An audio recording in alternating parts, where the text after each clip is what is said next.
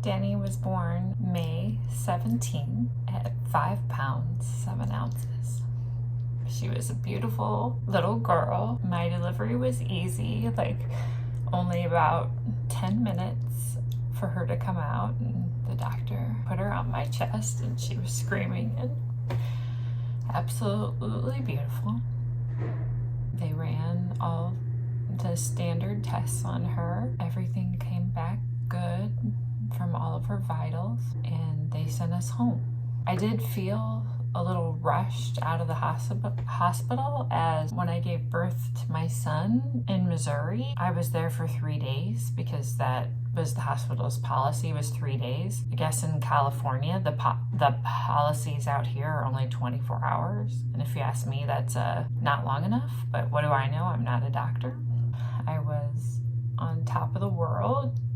You know, I have my little girl, and I got to bring her home, and my mom was in town to help watch my little boy, and my husband had some time off work, which is really rare. He's at work like all the time because he's in the Navy. So he was cleaning the house, and my mom was helping with James. So I got to focus all of my time and attention on Dani girl, you know. I was just so happy just to sit there with her and feed her and give her diaper changes.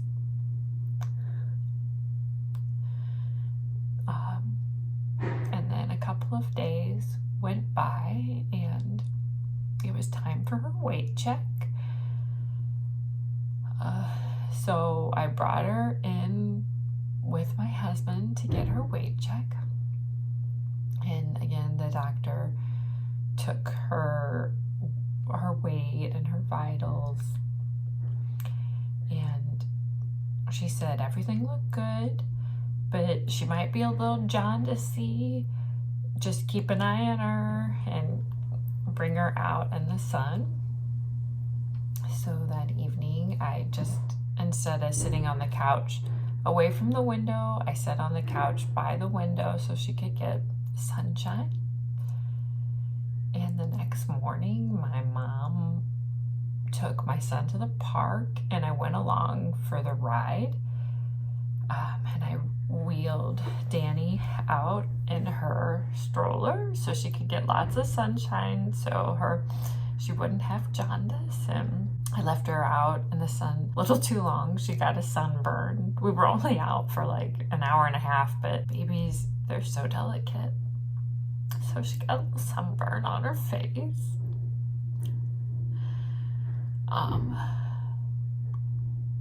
And then the next day, James got a haircut. It was Monday. It was odd because Dani wasn't really eating, so I didn't think much of it, but I was worried because I had my son James, and when he was first born, there was a few days that he was either sleeping a lot and he wasn't eating much because he was a newborn and sleeping, and she was doing the same thing, but I thought it was unusual that during her diaper changes, she wasn't fighting me. She was just like letting me change her diaper. That kind of worried me because even though her eyes were open and stuff, my son, whenever I changed his diaper, he would scream bloody murder.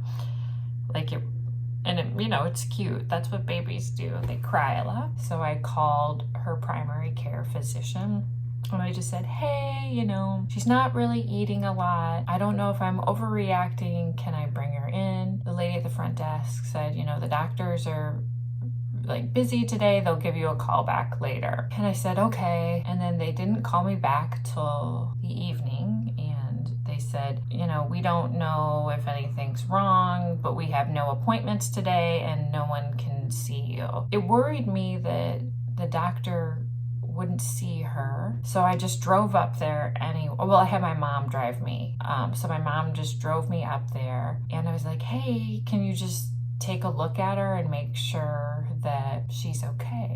they wouldn't see me. So another lady in the lobby said, oh, you know, I'll give her my appointment. You know, you can see her. She's got a newborn. I don't know if she was a nurse or an admin lady. No, we can't give away appointments. You know, you need to call back at another time and make an appointment. And I was just shocked. And then the lady in the waiting room said, why don't you take her to Children's Hospital, because they don't turn you away.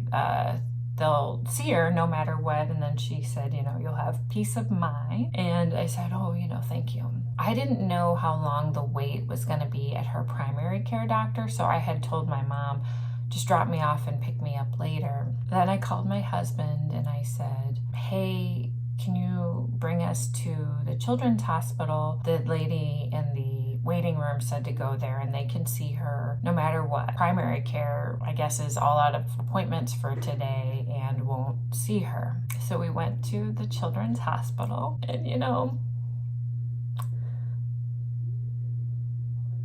I thought I was just so like overreacting and nothing was wrong with her. Like, that maybe, you know, she didn't like the formula and they were just gonna give her some like fluids and send her home.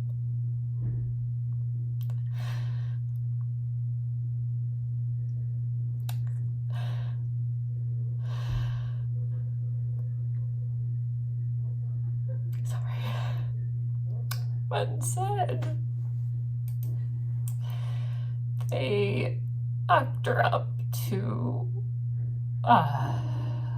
you know, we were in the NICU. Like, you know, they go through like the tests and stuff. She got a room in the NICU and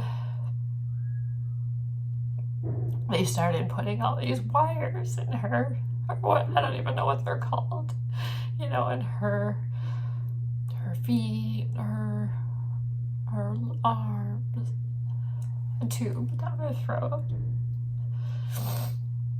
And they couldn't figure out what was wrong with her.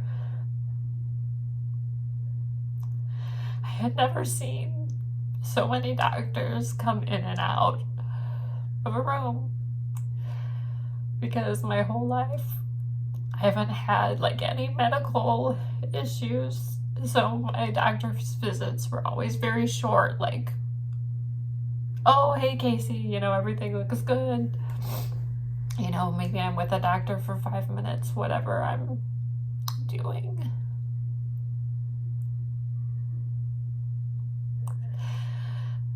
So, after days, you know, they let me and my husband know that she had a virus that was most likely picked up in the hospital where she was delivered. And because they said like it would be unusual for her to have gotten that at home because of the kind of virus it was. And, you know, by that time, too much damage was done. And there's nothing they could do. So, you know, they let us know. You know, they did everything they could. And the more than one doctor told me, because a lot of doctors looked at her, that it was just bad luck.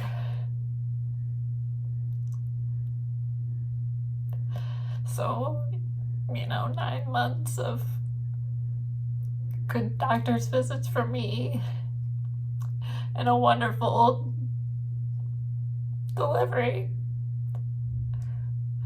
And then, luck of the draw, she gets a virus at the hospital. Well, you know, they think it was from the hospital that I delivered. And, you know, the hospital sent me home, and at the weight check they said she was fine. She wasn't fine.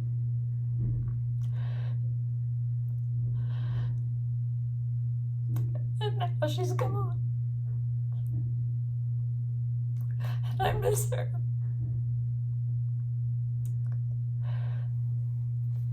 So I just want to let you know that I lost her